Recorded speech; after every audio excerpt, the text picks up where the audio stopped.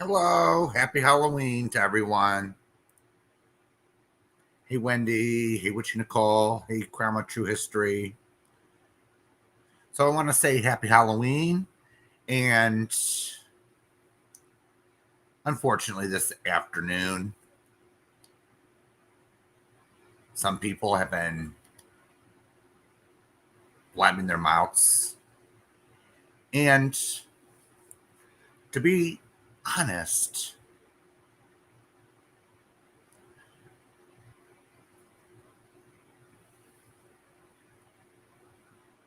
I gave the way I felt about CJ's alleged passing. Now, I'm using the word alleged today. And why is that? Some new facts have come through. I don't know if this is a big prank from someone. The only thing we have to go on is a Facebook post by someone using CJ's Facebook.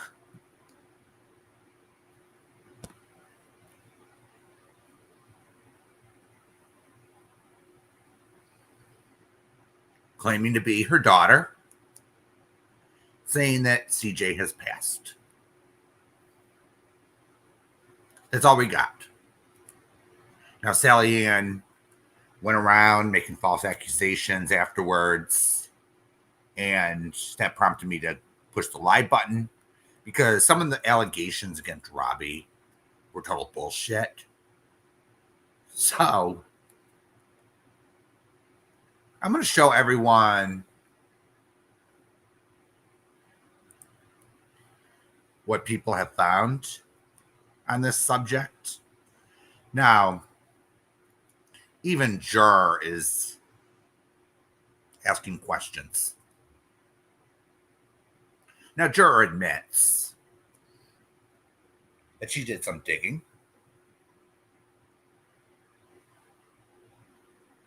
She admits that she claims she didn't call funeral homes. However, tried to find supporting evidence.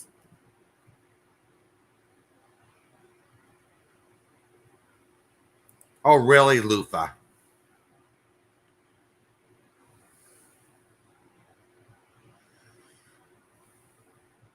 Really? So we're going to see if that medium is actually correct. All right. So I had to make a special folder for this, and Juror said that what I got from it was she may have wanted to send flowers to the funeral home or something, and was looking for an obituary, looking for anything. And Jura admits she found nothing. She found nothing.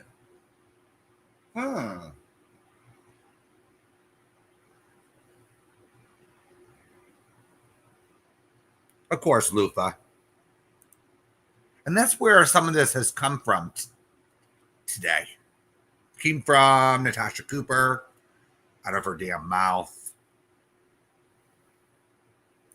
Absolutely, Robbie. She's a drug addict.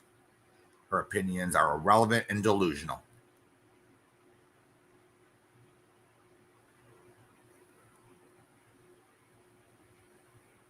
So, we're going to pop this up on the screen.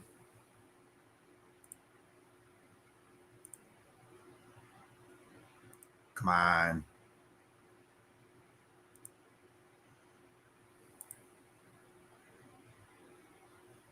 Oh, I got to do that.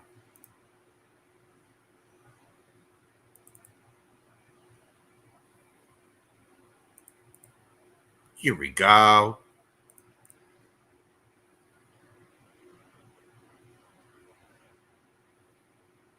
Let me see which one I'm putting up first. All right.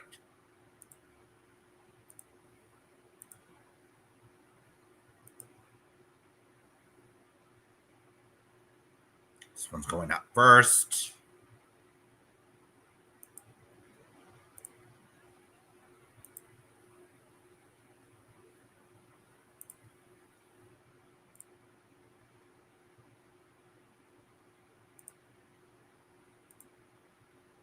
All right. Does everyone see this? So let me enlarge it for those unfamiliar. So Forever Mist is actually a site where you could put memories of someone, write up a memorial. It's a good site if it's not abused. Now, take a look at this. All right. Let me enlarge this a little bit so everyone can see.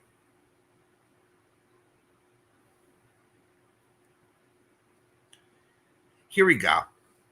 So it says 1980 to 2025. So some people in the chats this evening says that she's not 45 years old.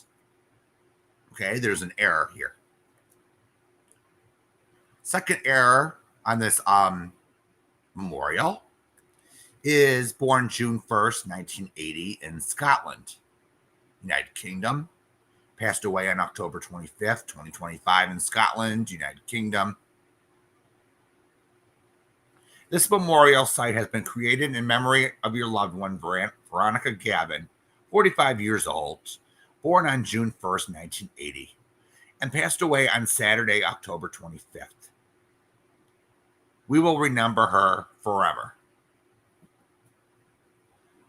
Now, if this was created by a family member, ask yourself this. And one of CJ's family members put this up. Wouldn't they get her date of birth right? Say where she was born. Now, this is very generic. This is a very generic post. No place. No death place, just Scotland. This is fake. I don't know which imbecile over in the swamp decided to pull this crap. But this post that was I want to thank the person who sent this tonight. So this is the website. Now, after doing a little digging on YouTube,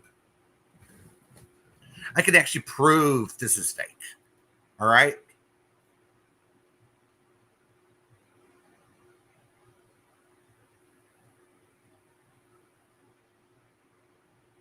Now let's go to the next one, shall we?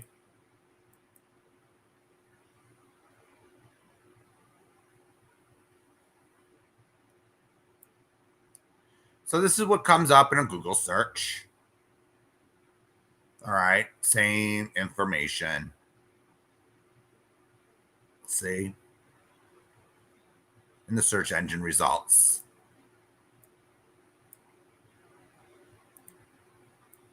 Now let's take a look at what else we found. This.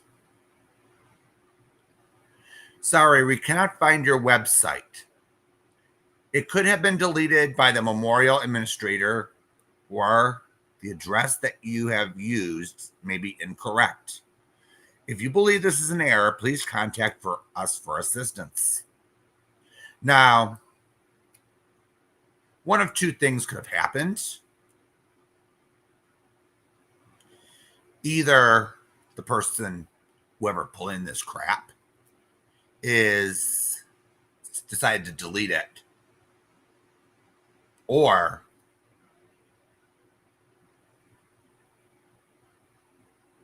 the IP or something didn't match, so they took it the Forever Missed site took it down. So this memorial is no more. And let's just look up here.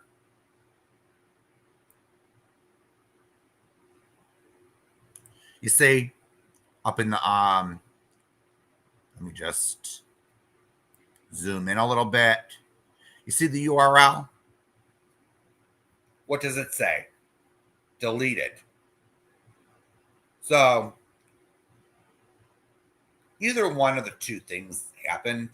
Someone on this toxic community, toxic, decided to post a memorial, who didn't even know CJ's birthplace, nada, zilch. So it wasn't from a family member. I would think a family member would get the date of birth correct. Now,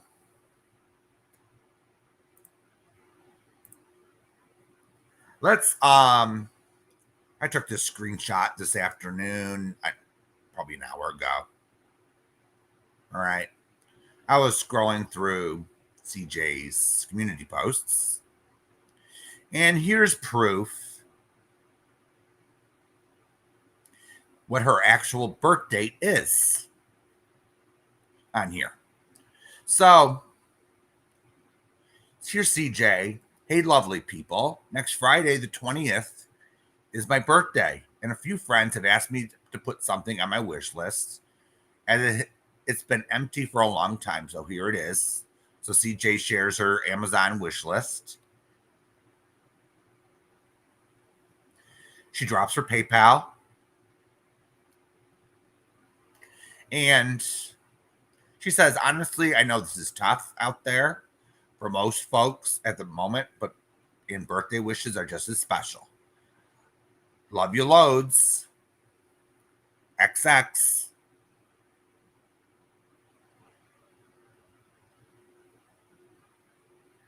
You see,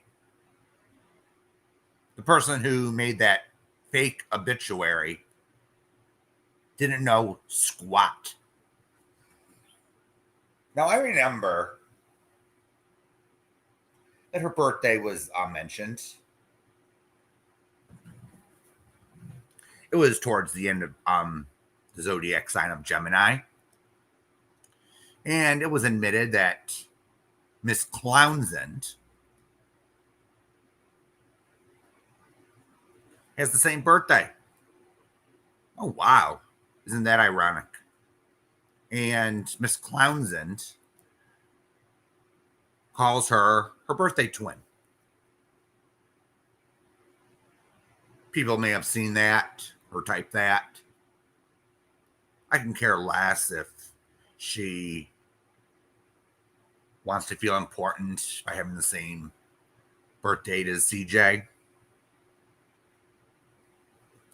So I just debunked the obituary that was put online, and several people found earlier, and now it's gone.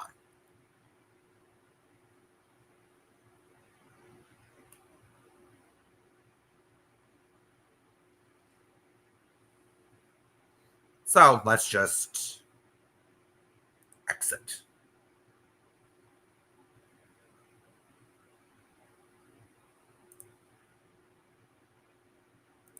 Here we go. So Natasha has been running off her mouth, saying she doesn't believe that CJ's gone. Now, I feel bad for CJ's family if this is true. We're going to take a trip down memory lane for a moment. So, CJ had to make a fake receipt for donating it to St. Jude's. She lied about it. That isn't indisputed. She admitted it when she got caught. in her little lie.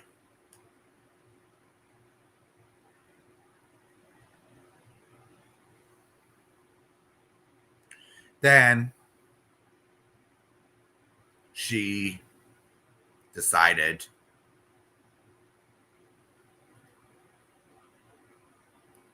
to do a live stream or video saying goodbye to everyone. And she took something. I don't know if it was vitamins or Tic Tacs, or whatever you want to call those candies that look like pills. But she freaked a lot of people out when she did that. So a few people saw that and called an ambulance for her. And she went straight to the hospital. We hear about it. And I get up on panel or in chat, I forget which it was, and ask CJ, are you going to try medicine this time? Because we all know that CJ has mental health issues. She decides to go at people on here and then cries when it's given back to her because she screams, what about my mental health?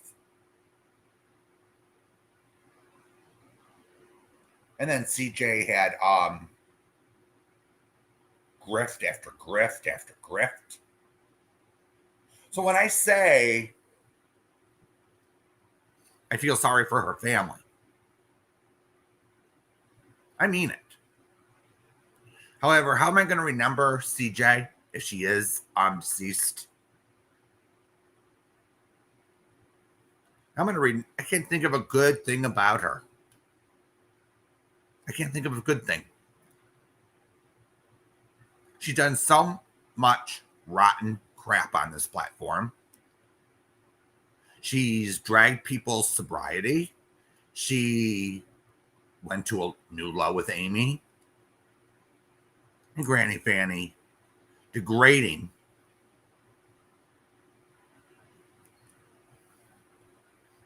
doing the rounds. I never thought of it that way. I have no proof of that. Doing the rounds, that Natasha did it, or someone from Natasha's did it. Nobody knows at this time who put that fake obituary up on the who put it up.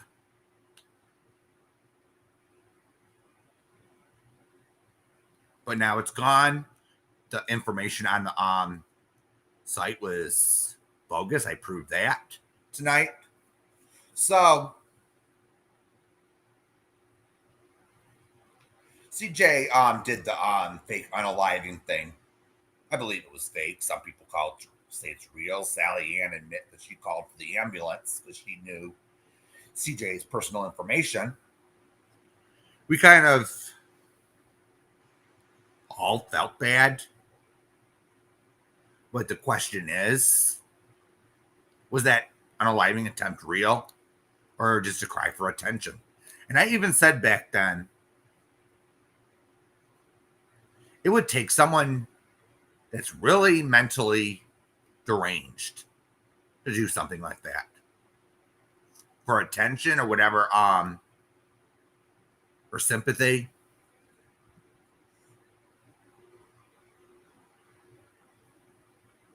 And CJ didn't even want to take medication, which boggles the mind. I thought it would have been a wake-up call. She really felt that way. Well, at the time,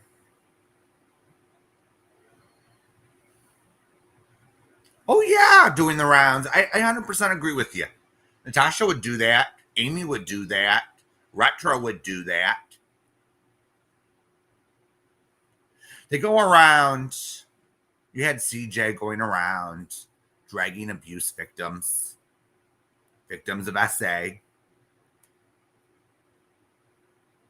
Yep. 100%, Kit Carson. Like ODN and GLM. They both did that. It's nothing new around here. What did we have? ODN fake his death. We had, what's his name? Truthy Magoo or whatever I hear did that. Then we had GLM pulling a prank. Saying, oh, she's in the hospital or something. Hmm. Now, a lot of people that were concerned about GLM at the time, none of them can stand her. None of them can stand GLM, but people felt emotions because we're human. We're human beings here.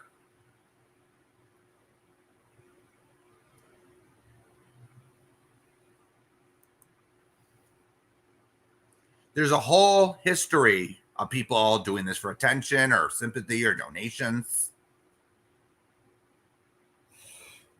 So I don't blame anyone for questioning it. Some people on here are heartless, cruel, and inhuman, in my opinion. You have Amy pretending to cry because she lost someone's panel to go on and talk shit. You have another person that is sad because she lost the weaponized troll. A few people disagree with my opinion on that, but damn.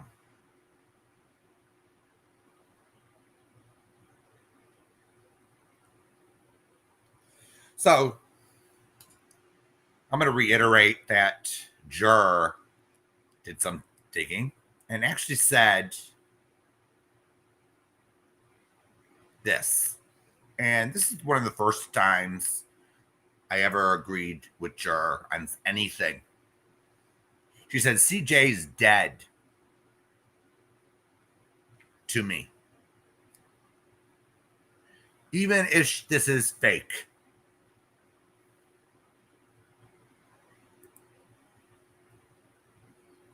I agree with that. It is a depraved, nasty, and cruel thing to do if this is actually fake. Now, what the problem? Let's go use our logic and thinking, put our thinking caps on for a moment.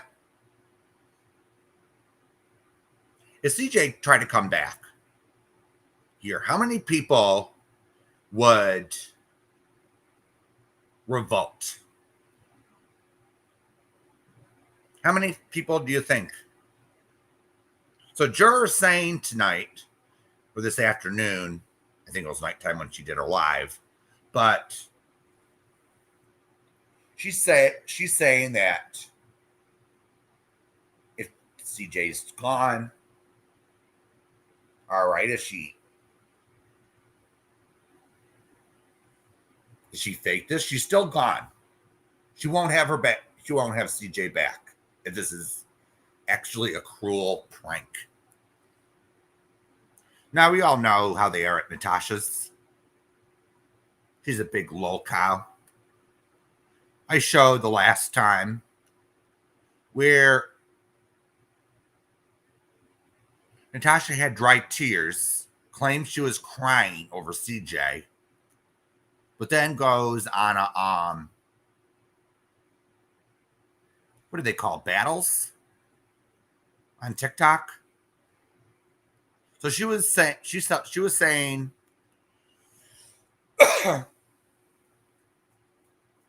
she was practically saying, "Oh, I cried my eyes out. Now give me money. Give me damn money." That's what she was doing. She was trying to take advantage of sad and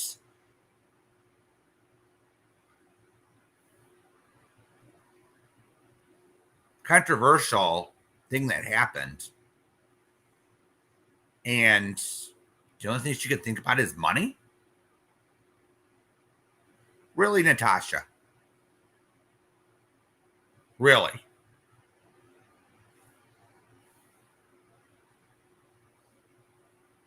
Yeah. So there are unanswered questions here. Did CJ type that post pretending to be your daughter?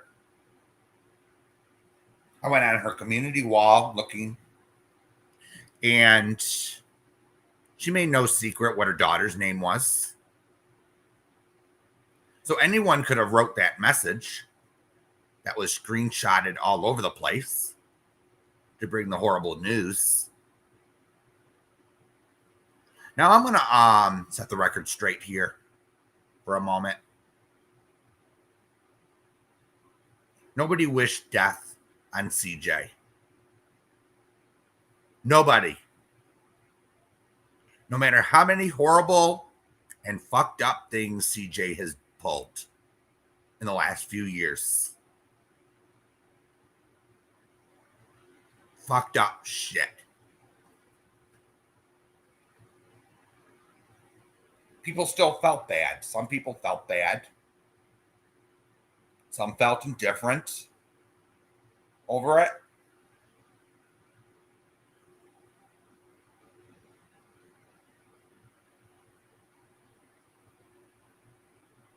I'm just shaking my head right now. I'm just shaking my head because it takes a specially depraved person to sit there and drag someone for being a victim of sexual abuse. That goes way too far. That goes too far. I don't care who you are. I don't care if you're in the swamp. Nobody should be using that against another person because they're having an argument with them, because they hate the person. But guess who started that? Amy. That's right. The one who can't get her husband hard.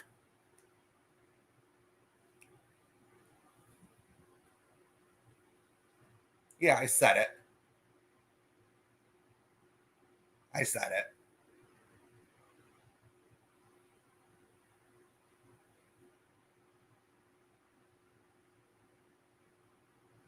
And she couldn't shut up. She wouldn't shut the fuck up. And over a year later, she's still at it. She has to bring Granny Fanny back from the dead. Oh, yeah, I did. Oh, did I just say that?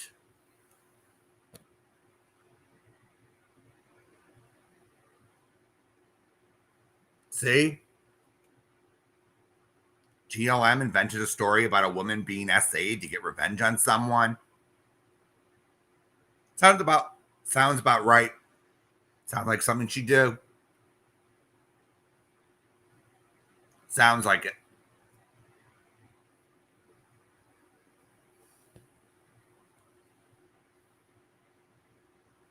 And doing the rounds, you're actually... She says that she's not. Juror says she's done if this is a prank. But with Juror, you never know. And CJ's a known flip-flopper who goes back and forth to...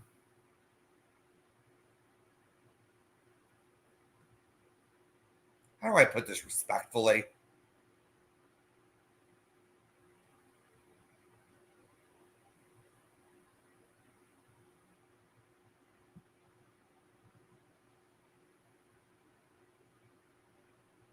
How do I put this? Screw being politically correct. It gets you nowhere. Especially in this community where a lot of these passive aggressive digs can mean just about anyone.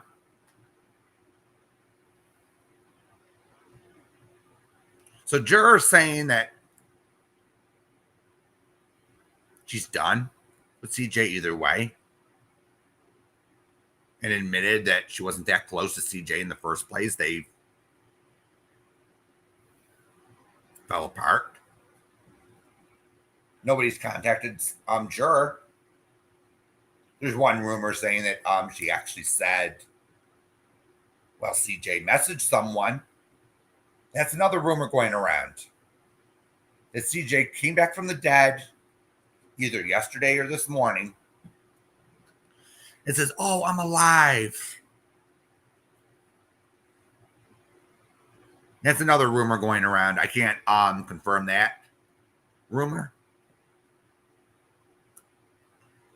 But CJ is known as a big flip flopper.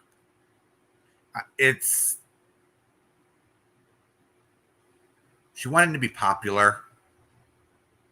Some of her opinions, most of them, were when she read the room, saw what was popular, and went with that. And then she backstabbed a lot of good people because of it. Some people that were there for CJ, were friends with CJ, despite many, many people that she hurt. Look at Marie 21. She went real life. CJ went real life on her, threatened to go real life on Siren. CJ said, "You better not hope I find out where Siren works."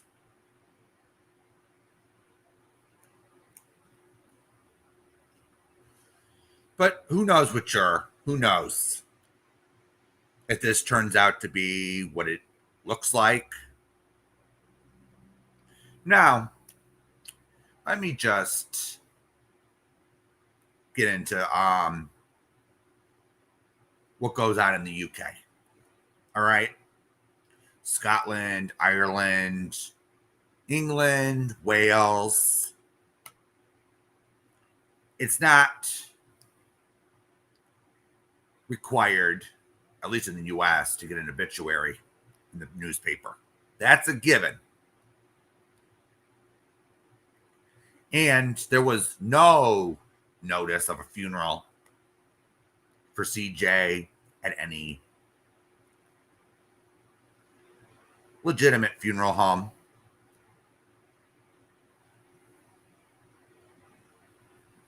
Yeah, that's another scenario too, Wendy. That's another scenario. So the reason for her alleged demise was high potassium levels. Now, I'm not no doctor or no nurse. I don't know if higher elevated potassium levels could cause death, but yeah, nobody knows for sure anymore, Wendy. Nobody knows for sure. Now, we had a fake obituary that someone over at Swamp probably made to memorialize.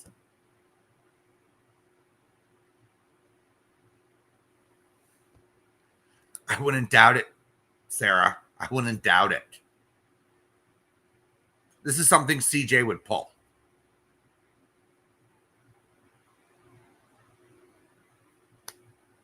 Now, we all know that notice was fake. Juror went to the local newspapers and found no death notice, no, what do you call those? Report of deaths. Sometimes in some jurisdictions, they list all deaths registered with the city or the county.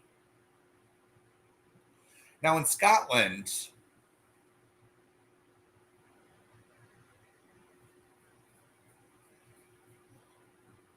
in England, Ireland, you don't have to call funeral homes.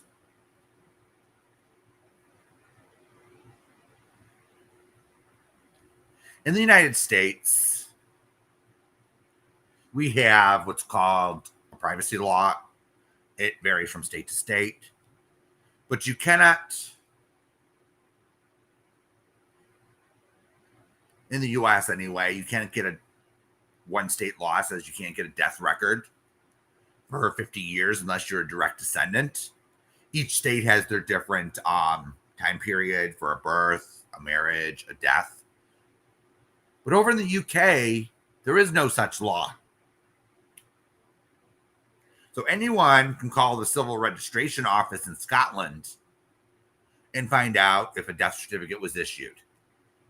Now, they do this in the UK because is a big moneymaker, especially for genealogical enthusiasts. Now, I'll admit, I looked at some Scottish records researching my family, and these death certificates are pretty detailed. They're the most detailed in Scotland than they were in England or Ireland. So times have changed, and there's probably more information that was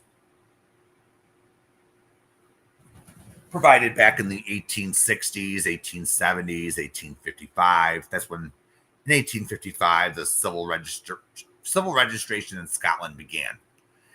In England, it started in 1837, but British deaths don't have much of any information on them, at least back then. So, anyone that would want to find out for sure can always send in a fee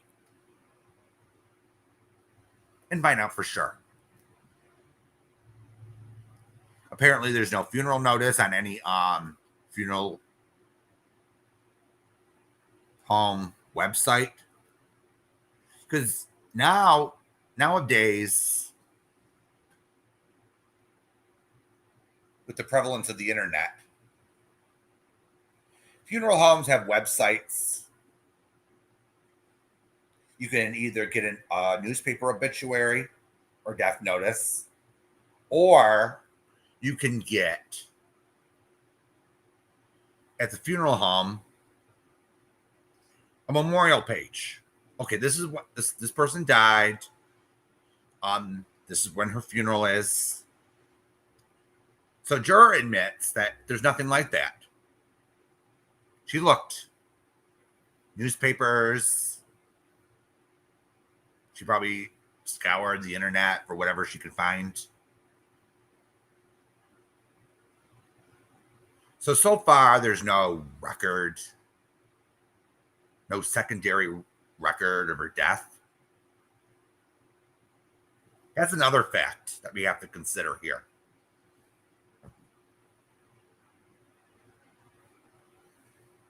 And then we have Sally Ann going around thinking she knows it all.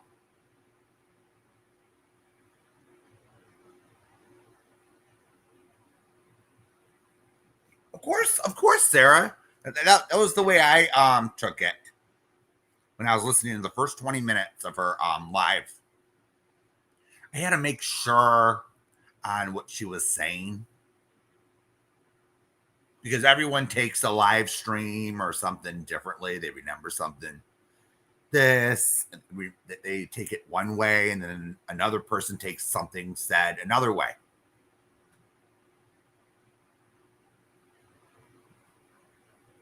So I went to check, see what she said, and very disappointing. Very, very disappointing. In the old days, you put up an obituary in the newspaper, and now we have the internet. Now that site, let me just go to that website real quick. All right. Hold on just a second.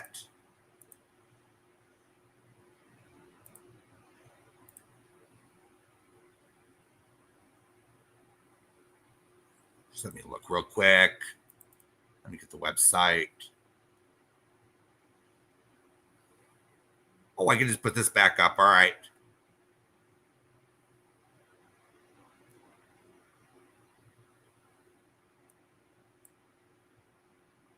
Give me just a second.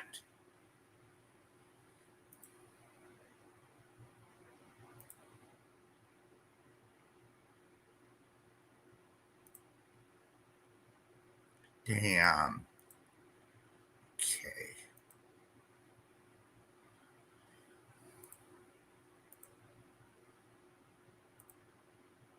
Don't have to go to the website. All right.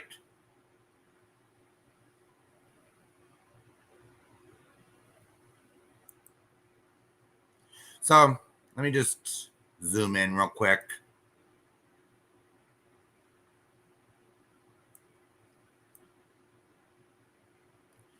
Do you see contact us and sign in here? So it looks like anyone can register with these people. So anything on this site, especially when it comes to social media, should be weary.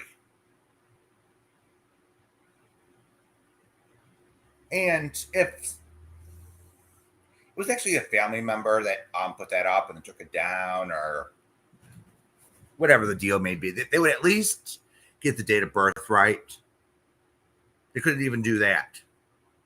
So the going theory here is it's either Natasha, someone at Natasha's, someone over at Retros. Who knows who did this? I'm not going to sit there and speculate on who did it. Whoever did this,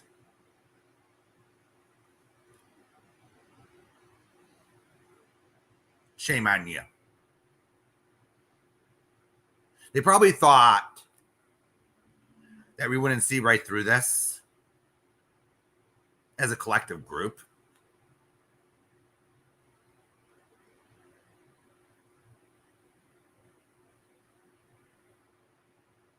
But we caught it. That the obituary on the site is fake.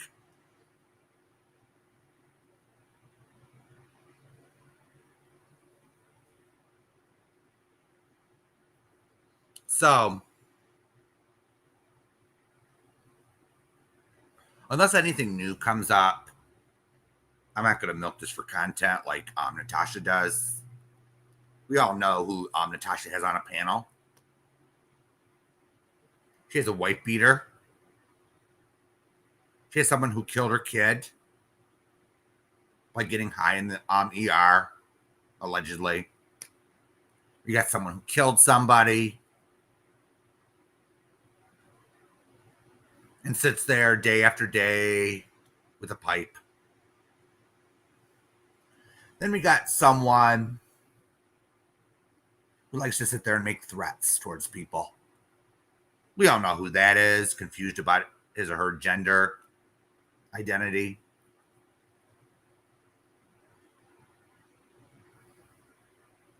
So those are the people that go over at Natasha's. Go on Natasha's panel. When Natasha came back, she couldn't even have good, somewhat decent panel guests. I'll just say that. Okay. She has to have the worst of the worst on her panel. She can't fight her own battles. She has to have everyone else help her. Oh, that's something Natasha and Amy have in common. They can't fight their own battles. They have to have an army. Yeah, such a wonderful group of people.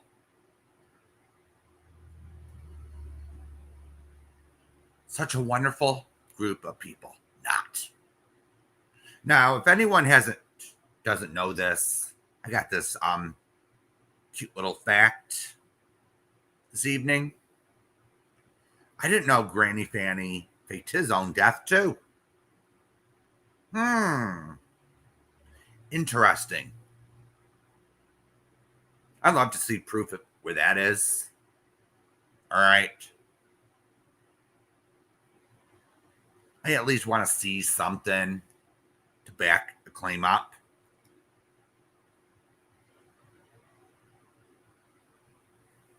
Such a wonderful group. Indeed.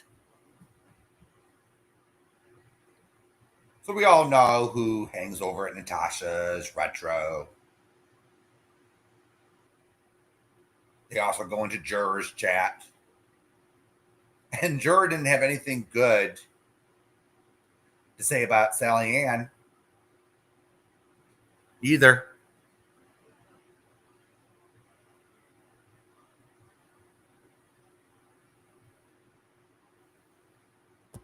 Thank you, Crime of True History. I really appreciate that. And I just want to move the topic along. Now, this blaming Crime of True History channel and Sarah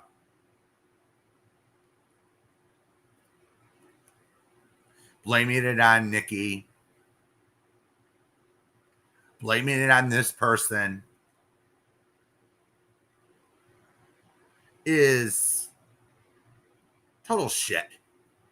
All I know is Crime of True History channel is in the UK. That's all I could discern from things. But this Catch Me If You Can game is utterly pathetic. They're trying to dox Crime of True History channel. They're failing. So all they got is intimidation techniques.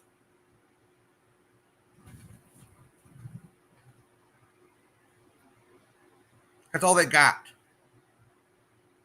And a few people I'm hearing are spreading paranoia on this side, causing fights between people that used to be friends. And this is exactly what the swamp wants.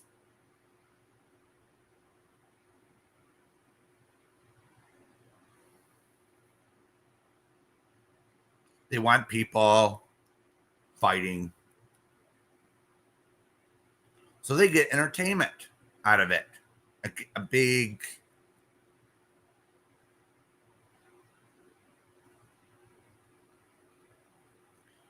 they get shits and giggles out of it. And a lot of the stuff that they pull over there is not even funny. It's cringe. It's disgusting.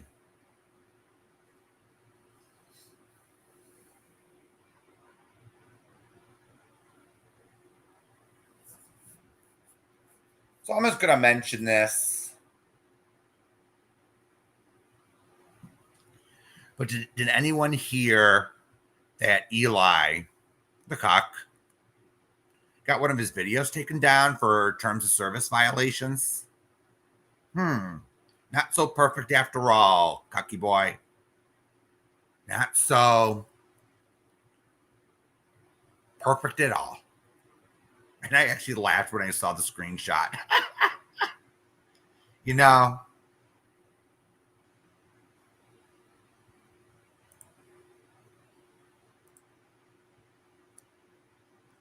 so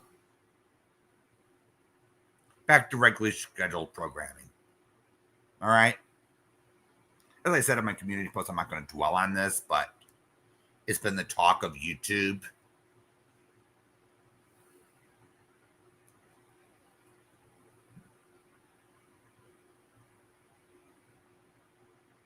I'm not going to dwell on some of the things that they pull.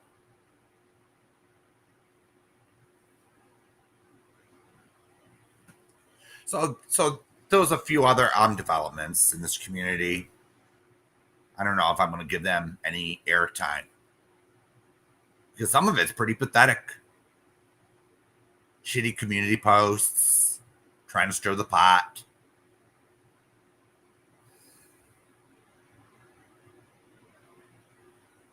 So tonight I was actually going to I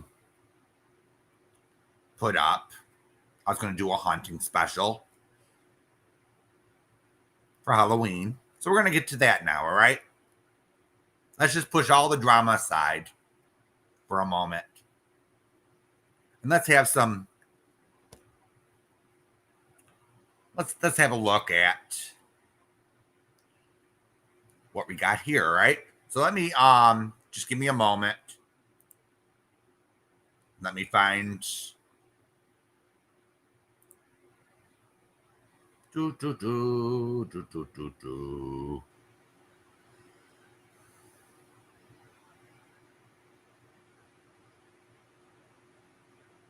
really? I didn't hear that. I hope that's true.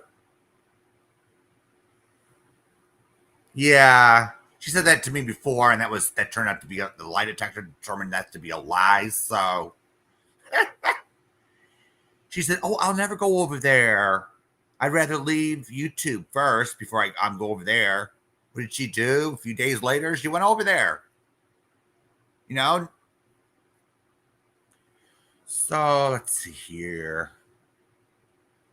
It being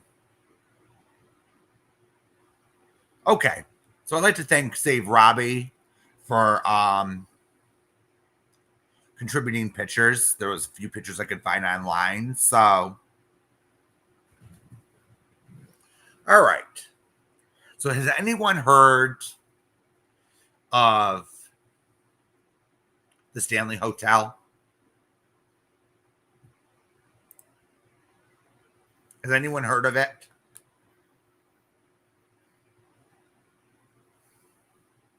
It's a famous haunted hotel in Colorado. Save Robbie has been there. And that let me just put up the let me see here. Here we go. So let me go up to the information I got on it. So the Stanley Hotel came to fame in 1909.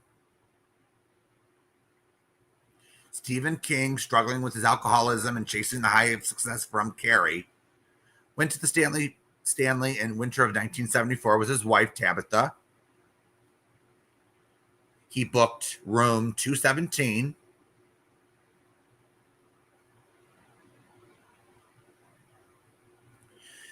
So in room 217, let me just put the photos back up so everyone knows. Maybe, Witchy Nicole, maybe.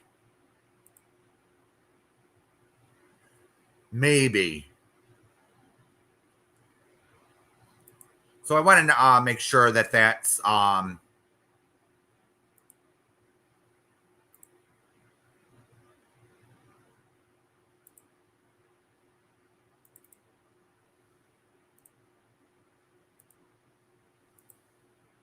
let's put these up on the screen. So this is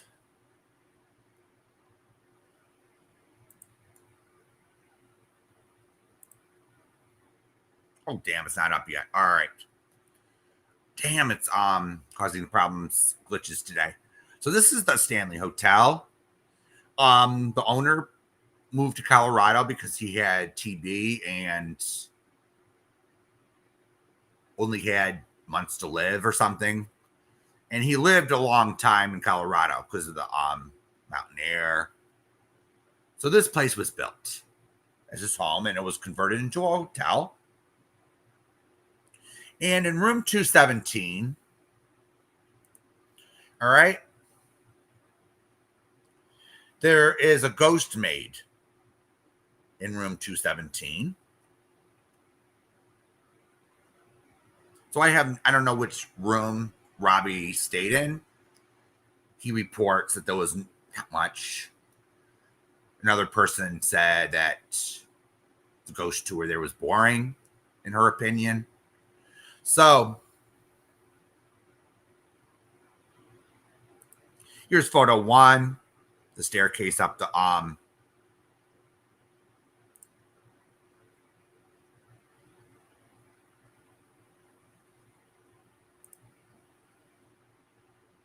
Hey Sailboat, welcome.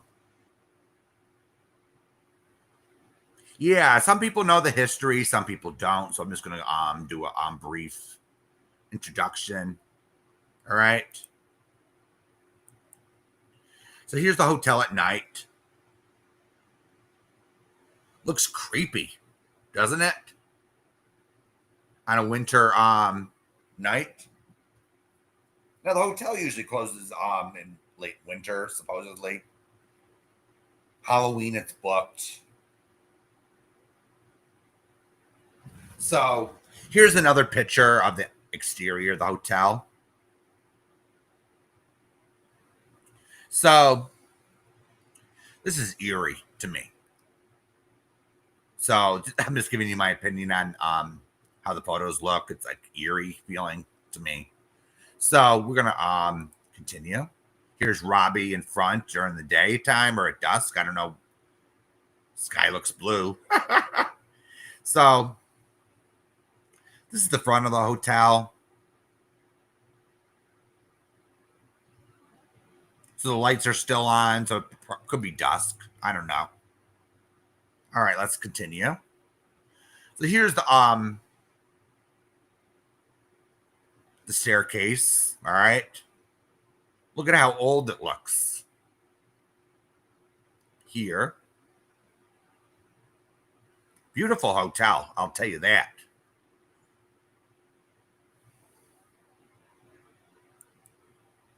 So here we go. This is one room that's allegedly haunted. There's supposedly a piano. And let's take a look, see. All right. So there's a phantom piano player in the lobby. Okay, this is what's alleged. This is what's alleged if you believe in ghosts or not. It's Halloween. Let's just have some fun. So, let me see here.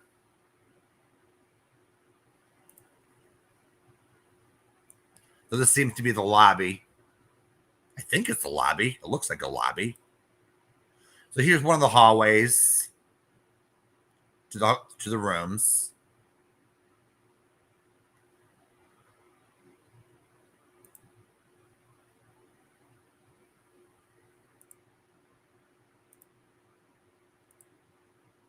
So there we go. Looks a little eerie to me. So let's continue. The photo gallery. This is definitely at night. Ooh. It's just the lights give an eerie type of vibe. Looks like a lighthouse on top. I don't know if this is. Oh, here we go.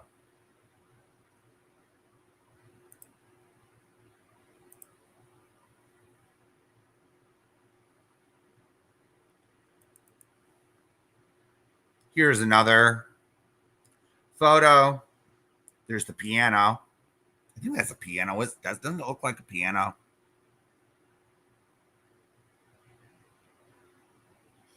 That might be a couch. There's no where to see where the grand piano is. So if you're at the grand piano, okay.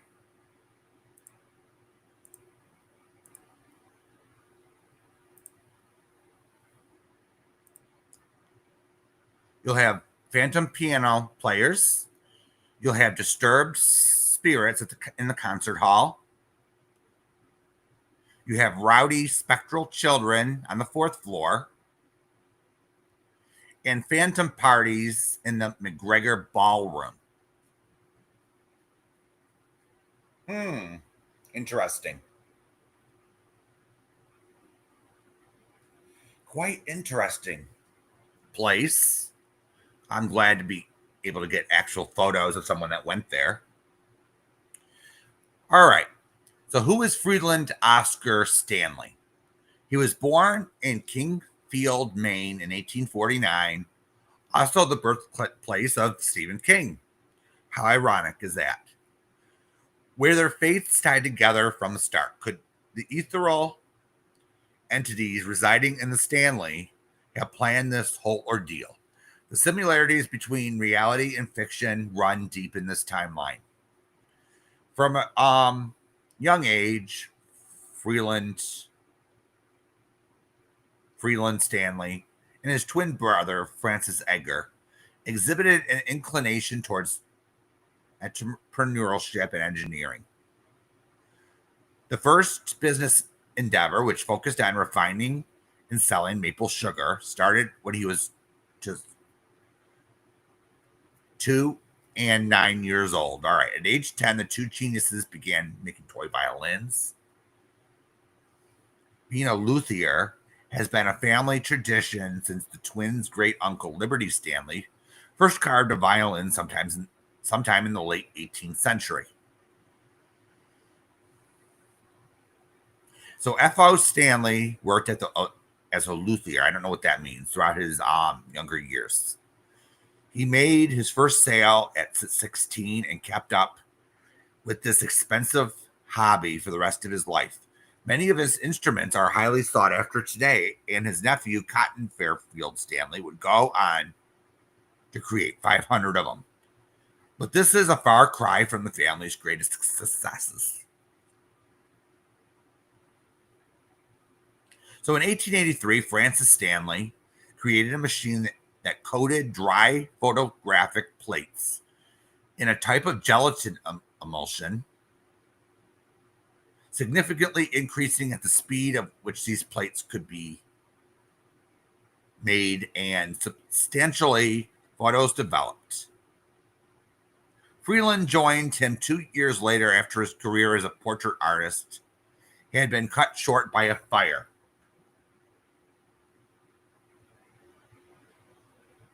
They eventually sold the company to George Eastman, the founder of Kodak, in 1903. They have discovered a new passion: automobiles.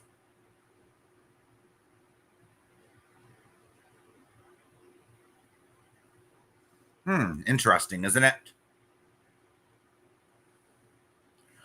So in 1897, after visiting a local fair, the duo shifted the energy to steam-powered engines, watching a French inventor at a fair whose wife's inability to ride a bike safely has created a steam-powered bike, had lit a spark in their minds. 1 year later, the flying teapot came into existence. So that would be 1898.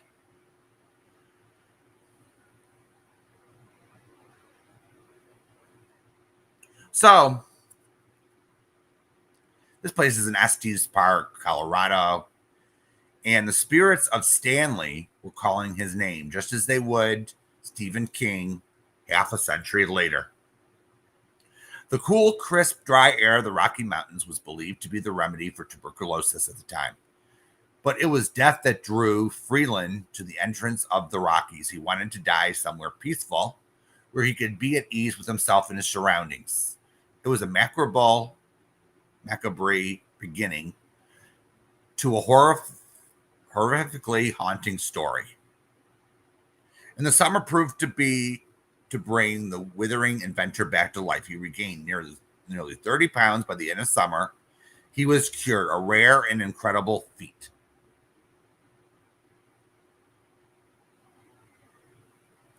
So we have a few newspaper articles. All right. So apparently in room 217, there was an explosion of some sort. I see a photo here. Let me put this up on the screen for everyone. Give me just a second.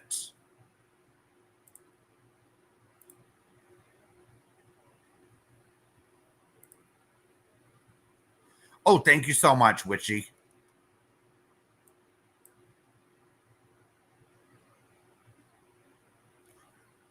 Oh, shit. Thank you, Witchy Nicole. Let me just get this down. Here we go. Let me put up the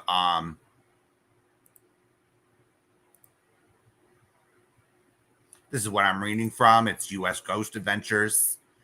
The explosion in room 217. 2 years after its opening to the public, the Stanley Hotel experienced its largest disaster in history. On the evening of Sunday, June 25th, 1911, at 7:50 p.m., a colossal explosion alerted the villagers of Estes Park that something was wrong. While the boom could be heard from over a mile away, it originally directly below room 217 and would alter the history of the Stanley Hotel forever. A gas buildup between the dining room and the second floor created tremendous pressure beneath, let me see here.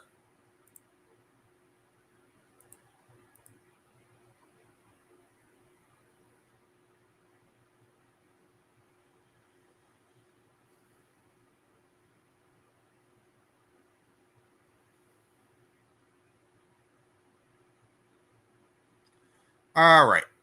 Electricity at the time was readily available to the hotel's guests. F.O. Stanley had installed a gas generator in his nearby manor and gas lamps in each room in case of power outages. The hotel had just been piped for gas usage the winter prior, and up until then, the system hasn't ever been used. So there's a big explosion, and apparently people died. So Elizabeth Wilson is rumored to be one of the ghosts that haunt the hotel.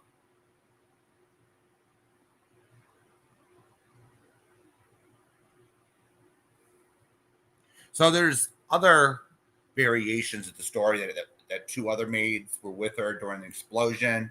One of them was thrown into a wall, but still is heroically grabbed a fire extinguisher and fought the inferno the best she could. Many renditions of the tale that state that Elizabeth, also called Elizabeth Lambert, fell into a coma. She stayed in the coma anywhere from 2 days to 2 years, but when she awoke, she went right back to work. All right. So it's not Elizabeth Wilson that's the ghost. It could have been two other maids at the time. So here's a photo of, all right, hauntings of room 217. So you see, sometimes when you take a photo in a place where there's spirits, a camera will pick it up. Sometimes you can use a tape recorder and ask questions, and if there's someone in the room, it will give you a haunting message. So here's one of the alleged spirits that are haunting the place. So there's allegedly a portal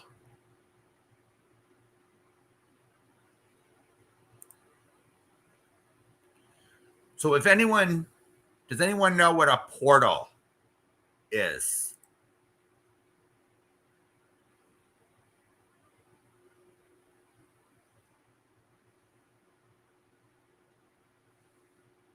Anyone? So the general definition of a portal is it's the rip in space and time that allows spirits to travel.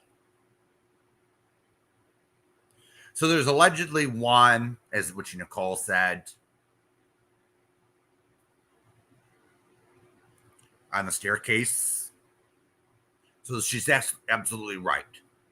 So this is another photo that was taken from the stairs. I see lots of spirits here. 1, 2, 3, 4, 5, 6, 7, 8, 9, 10, 11, 12, 13. Over 13 of them. I'm counting. There could be more that weren't caught on camera, but yeah. And sometimes these spirits are not good ones that go in and out of portals. So according to paranormal belief, yeah, Mr. Sardine, but it doesn't always have to be the other side. It doesn't have to be the other side. So nowhere in the Bible does it say there's a place called hell. Okay? It was used, in my opinion, to get people obedient to the institution of the church back in the day. But the Bible has vague references to darkness. and several books I've read. When someone dies, there are two doors. There's you heard of the feeling of the so-called term, go to the light. That's what happens when most people die. But apparently there's a little door on the left which leads to the lower astral levels. That's what I call hell in my mind. It's not a fiery inferno. It's actually pretty cold and dark. They call it the dark side. And some people that don't know what they're doing, such as using Ouija boards and other dark magic, they open up these rips. And it leads right to the dark side. Or it could be an entrance to the other side, like Mr. Sardine said. So from this photo I'm looking at, it looks like some of the spirits are dark. There are shadows. Does anyone notice that? So the portal, in my opinion, isn't to the other side. It's to the dark realms. And there's also a place in the lower astral levels.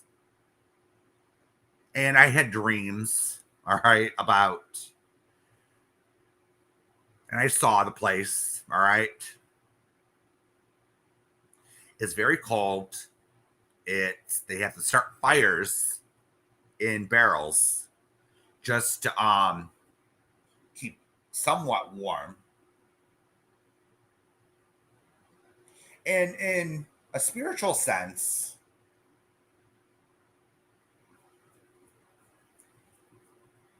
what happens when you enter that left door? The portal to the dark side. There's no afterlife. Everything's evil. Everything's miserable. So when they go through that door, they get ready for their next evil incarnation on Earth. All right.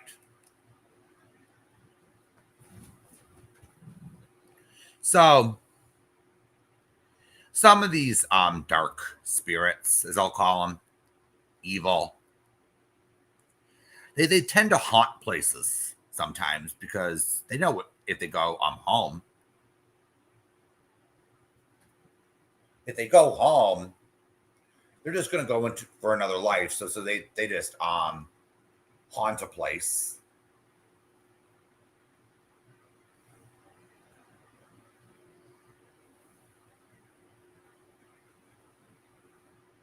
So here's another photo that was caught on camera. Another photo. Let me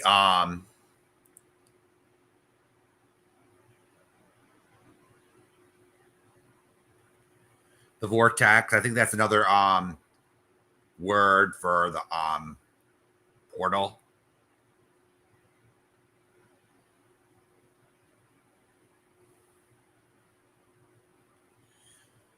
So many ghosts roaming the Stanley Hotel have been caught on camera, hiding behind visitors in the mirrors, peeking around the corners, and lurking on top of the lobby staircase. While some have stories and names, unrecognizable faces also wade into the murky waters of the Stanley Hotel. So if you go on U.S. Ghost Adventures, all right, you'll get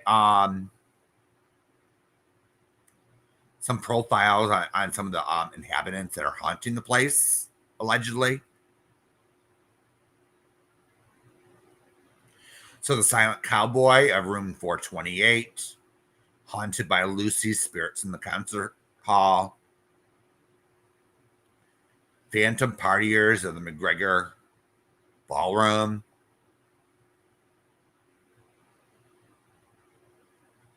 The ghostly housekeeper, rumored to be Elizabeth Wilson, in room 217. I don't believe all of these are evil spirits. I think they're Okay, so two of them are rumored to be the Stanleys themselves.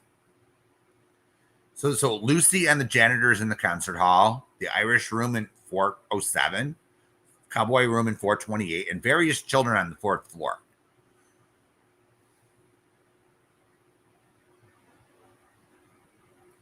So you get a whole history here. I'm not going to go through the whole thing. Let me just put a link in the chat.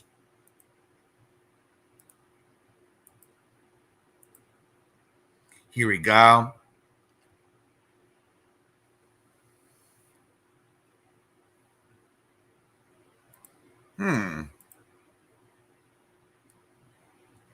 So here's another photo of the hotel, how it used to be. From what I'm seeing there, they changed the decor from Robbie's photos. So here's another one. The fourth floor and the Cowboy and the Irishman. Ooh. Here's another picture of the hotel, the balcony.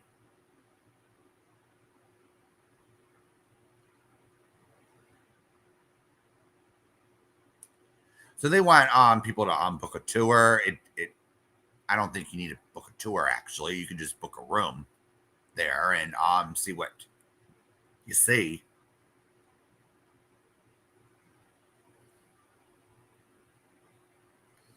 So let me I have one other place to profile here. So let me just get this off the screen and put up my new screen. All right. So this place is near me. It's walking distance. I would have went down there today or yesterday if it wasn't for the government shutdown. The park is closed because it's ran by the federal government. It costs nothing to get in. I walked this park plenty of times in the past. I haven't seen anything unusual. Okay. Let me just give a brief history of the let me just put this up on the screen real quick. Give me a second.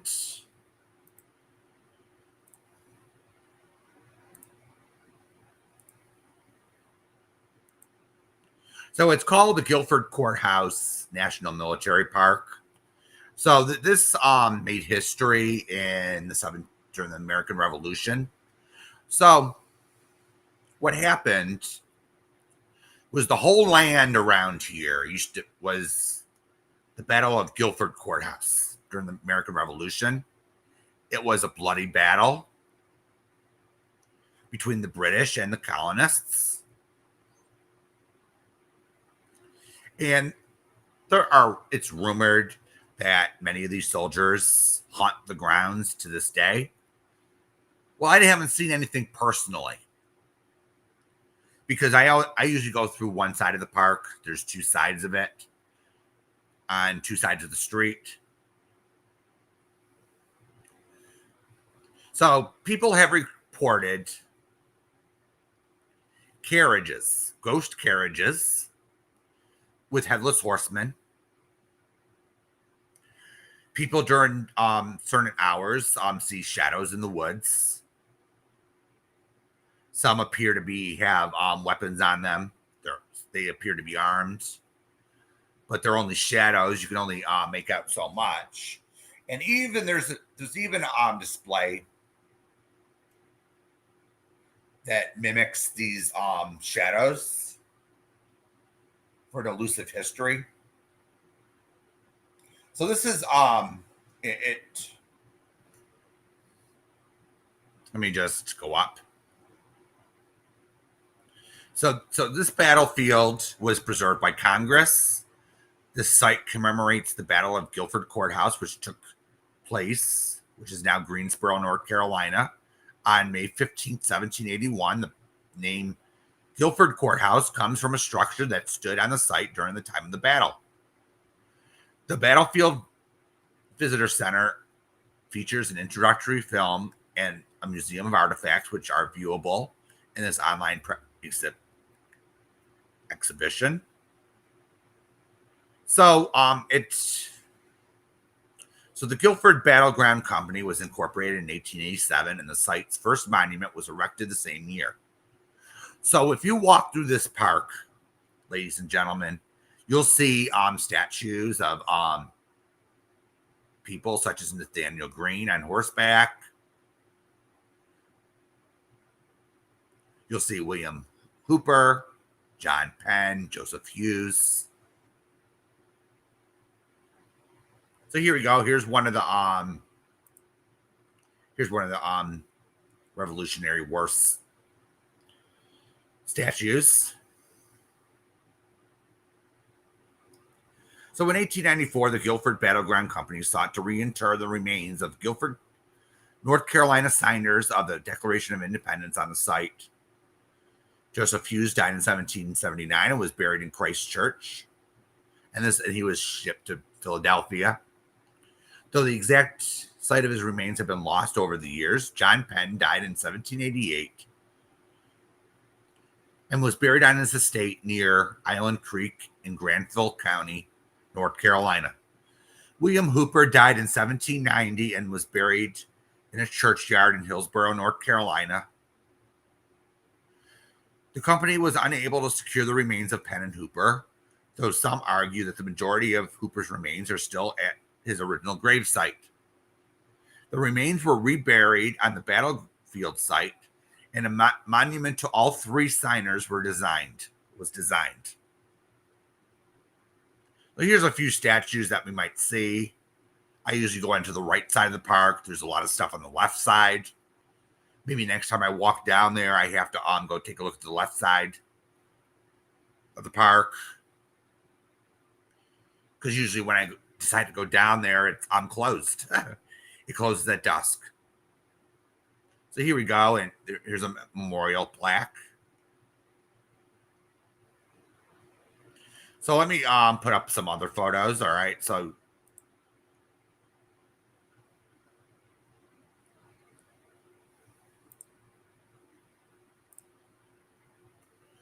let me just.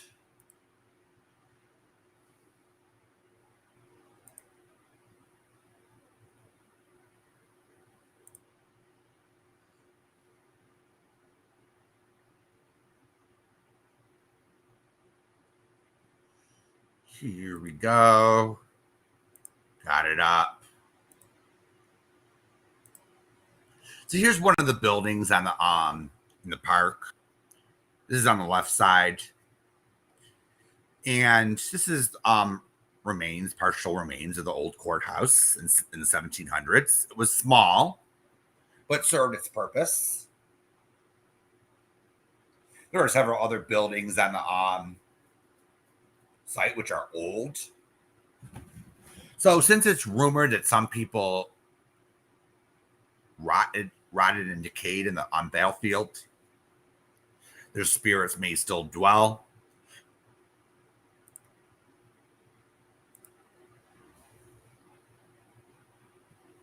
So let's zoom in.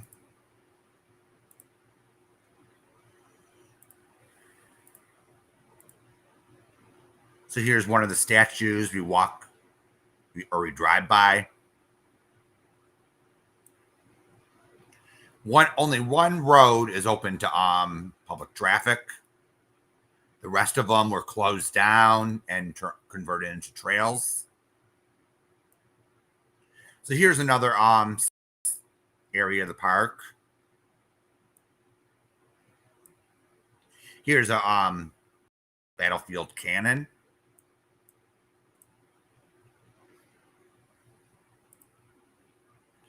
So let's see here.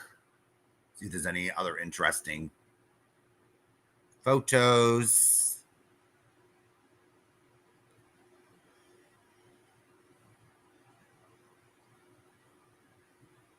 Seen that already. Oh, here we go. I'll show everyone one of the pathways that we see every time we go there. Let me get this back up on the screen.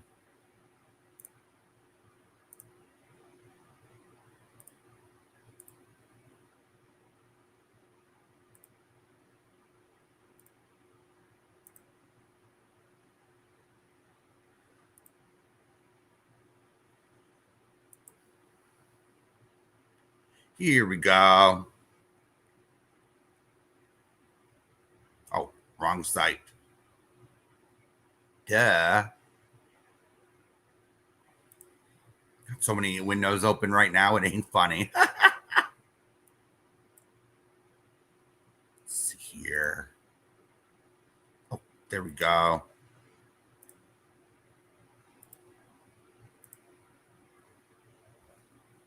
So here's one of the trails. This is only open up to foot traffic. You see, it's heavily wooded area. The park is huge, so there are several sections of the park. One's owned by the county, which is further away. That's even further of a walk. And there's a cemetery right next door, which people are buried there still to this day. So it's unclear if some of these spirits are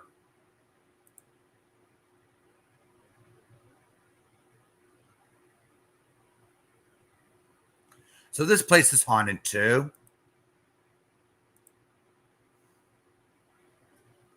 So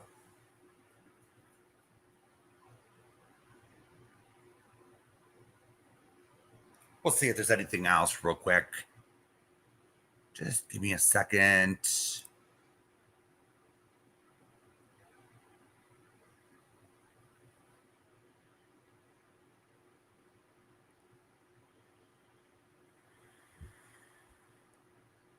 Okay, this one's copyright. Can't put this up. Every year they have a battle reenactment during the 4th of July weekend.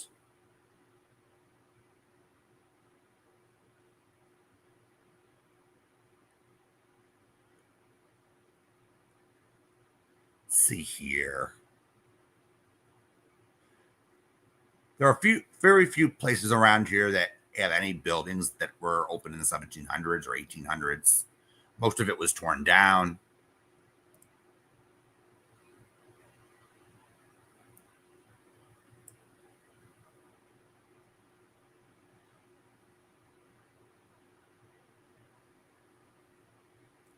So let's just put this up and then we're going to go for the night. So, all right. So here we go. We have yearly reenactments of the battle, the deadly battle. It took place on many acres. I don't think the whole battlefield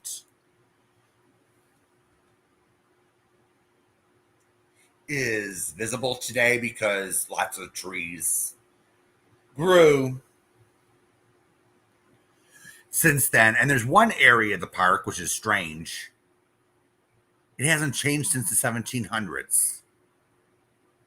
It's odd, isn't it? Nothing's grown there for over 300 years. That's odd. That's an oddity. So here's another photo. They have if you go into the woods from the trail, you'll see plaques like this. Here's some of the artifacts that they found in archaeological digs. And here's the photo I'm talking about. So this is what people see. If they see something strange, they also see headless horsemen riding a carriage, other strange happenings in this park. That's why it's number one on the itinerary when you come to North Carolina, when you type in haunted places. So this is a haunted park / cemetery that is as old as this country is itself. And this is a representation of what people see in the woods and in the clearings. There are very few clearings these days. See if there's anything else before we go.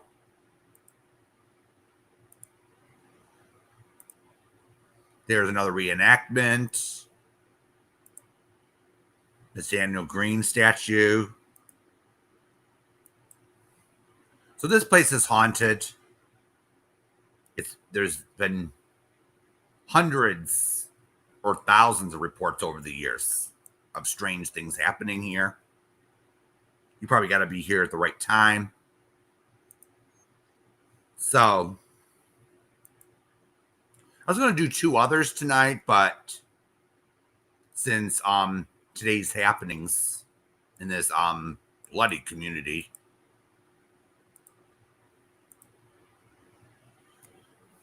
I only had time for 2. So I want to thank everyone for coming tonight.